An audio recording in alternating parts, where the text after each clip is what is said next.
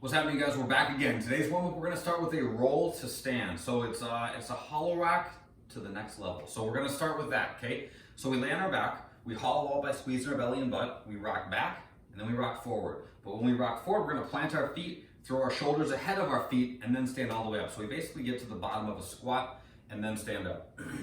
Couple things. You want some momentum on these. So when you rock back, go further than you would for a normal hollow rock, okay? Normal hollow rocks is a pretty small range of motion. For these, if you can exaggerate it a little bit further, you'll have that much more momentum to transfer you forward when you go. So I'm gonna lay down. Hollow rocks are just here, okay? For the roll to stand, I'm gonna rock back even further, bend my legs just a little bit, rock forward, plant my feet, I get to here, okay? So watch that again. When I come forward, I plant my feet and I throw my arms forward really quickly. I'm trying to get to here and then I stand up. So again, if I'm stringing these things together, I sit down, roll onto my shoulders, lift my feet, throw my upper body forward, and then stand up. My stance is narrower than I would use for a typical squat, but watch out for this. This happens a lot, and people don't usually realize they're doing it. They land with their feet way wide, and then when they come up, their knees knock together, and they also have a hard time balancing because with your knees doing this, you can't really get your upper body forward enough, okay? When my feet are like this and my knees splay out, I can get my chest between my knees, which helps me balance, and then stand up. So on your roll to stands, think about that. A little bit further back will help you get some more momentum when you rock forward. And then when you land, strong squat stance. All right, if you're a little bit narrow, that's okay, but make sure that your knees are pushing out, just like as is important with any other squat when you do them. After that, inchworm press-ups. Fold forward, walk your hands out into a plank, do a push-up, walk your hands back to your feet. Voila. If you need to go from your knees for the push-up, that's totally fine. Leg lifts are next. I'm gonna lay on my back. I'm gonna look at my feet so that my shoulders are elevated off the ground, lift all the way up, and then come back down, touch, and lift. And then after that, we're doing 20 seconds of hollow flutter kick. So I'm gonna keep my hands in the same position. Shoulders are up. 20 seconds of flutter kicks. This warm-up will be a good wake up for the core, that is for sure. All right, today's workout.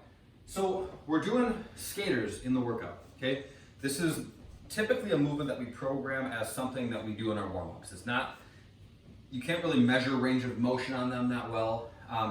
They're a little bit subjective, but we are constrained by some things in these at-home workouts, and sometimes we gotta get a little bit creative. So what I encourage you guys to do today is for these skaters, find the challenge in them, okay? The purpose in them is to do something that's a little bit more cardio intensive. So when we're in the gym, we can run, okay? We can row, we can do double unders. There's a lot of things that we can do. We can use the bikes. Oh, damn those bikes.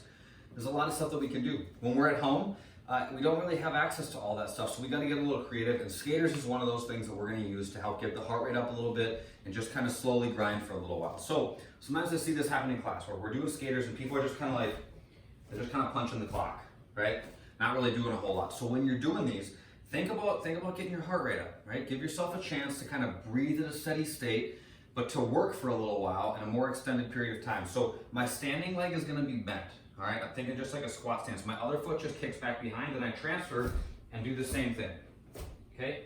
Back and forth, I'm staying kind of low. My torso is leaned forward just a little bit. Just picture like a speed skater trucking. That's the basic shape we're looking to get into here, okay? So one leg is planted, other foot goes back behind, back and forth, like so. When we get done with those, we're doing V-ups. So we're gonna lay on our back. Legs are gonna be completely extended. I point my toes, my arms go up overhead, and then I hinge at the hips, touch my toes, and then lay back down, okay? So 12 of those.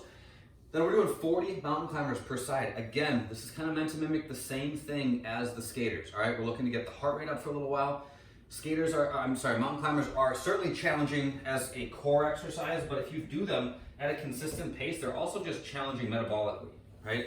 So that's kind of what we're looking for here. So we're gonna go to a plank on our hands. You guys can do these one of two ways. You can step through them, which will leave you in a plank for a little bit longer, but also won't leave you breathing super heavy as you work, or else you can run through them, which is gonna be much more metabolically challenging, but you'll be holding a plank for less time. So it might be a little bit easier on the core, a little bit harder on the lungs. So you can kind of like pick and choose, but the more informed that you can be on these things and the more you can kind of view them as like having options, the better off you'll be. So running through them will look like this, okay? If you're gonna run, Just watch out for losing that plank position. We're not looking to be in down dog with your hips up in the air. Definitely don't want your hips sagging down into a sloppy position. Just a nice tight plank. Get your knee to touch your elbow all the way up on every single rep. Last, wolf dumbbell thrusters, my favorite. Talk about efficient exercise. We're going full squat into a press with the dumbbell. So I pick these devilish things up. I squeeze my belly, find my squat stance, okay? I'm not letting the weight or the nature of the movement dictate my pace. I dictate my pace. So I squat under control, stand up quick, press to overhead. Come back down, squat, stand and press, okay? Something I want you guys to pay attention to today is how you breathe when you do thrusters, all right? Sometimes we're like, all right, thrusters suck, they're challenging, I wanna get through them as quick as possible, which is completely legit, but if it's at the expense of breathing, you're gonna blow yourself up exponentially faster than if you think about what you're doing, slow down just a little bit, use your squat as much as is possible to get the weight moving and breathe throughout. So what I do is at the top, I exhale at the top, okay? Squat, stand and press at the top of every rep. Tommy was one that showed me that little cue, and it's helped a ton. So take advantage. Thank you, Tommy. All right, the bodyweight version of this thing. 12 minutes, we're doing skaters, V-ups, mountain climbers, and then pause jumping squats. And we're gonna do a 1 second active pause in the bottom of each rep. So if we're working on mobility, and we're just gonna sit into the bottom of a squat, I'm gonna do this.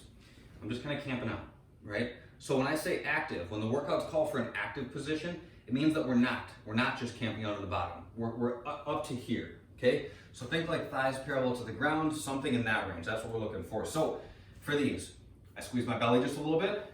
My arms can work as a counterbalance. I squat, 1,000, jump.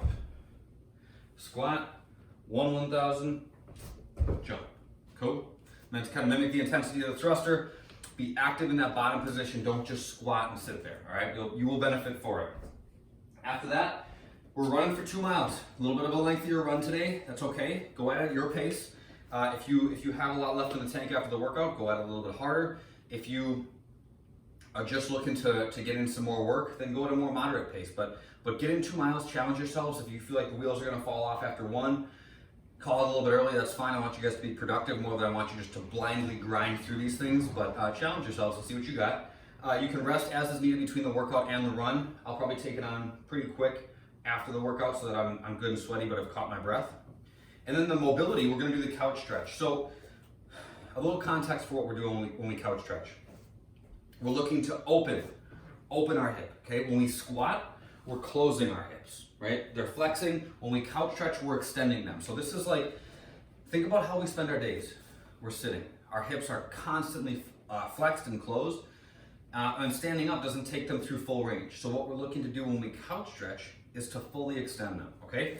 So when we stretch in any domain, what we're not looking to do is just take those muscles and just physically yank them apart, okay?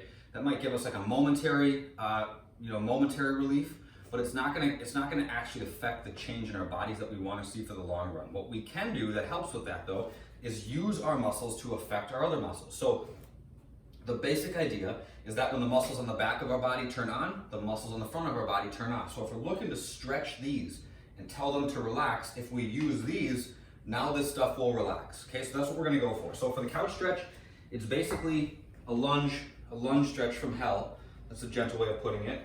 I'm gonna get into a position where my back shin is vertical, okay? My shin is up against the couch, my right foot's out in front of me. I'm gonna push my left hip down and forward, and I'm gonna squeeze my butt, okay? Hold for just a second, and when I back off, I push my butt back towards the couch, I release that tension. Push down and forward, squeeze, find some tension in the front of the hip. If that's just too much, you guys, pull your shin a few inches away from the wall or from the couch or whatever. That helps a little bit. If you're just like super tight and you're just like, I'm sorry, coach, not happening, you can go to just a basic lunge stretch, okay? This does a lot of the same type of work. You can even, now we're basically in the couch stretch if I use that quad stretch. But get creative, take the thing on. It is so worth your while. Not comfortable, I know it's not comfortable for me either, but we gotta do it. Sometimes we gotta work through that stuff. 3 minutes per side in the couch stretch, after your run, after your workout, after your warm up. How about that? That's gonna be a productive hour right there. Maybe a little bit more today, but well worth your time. Hope you guys are having a good one. Have a good workout, and I will see you soon. Later.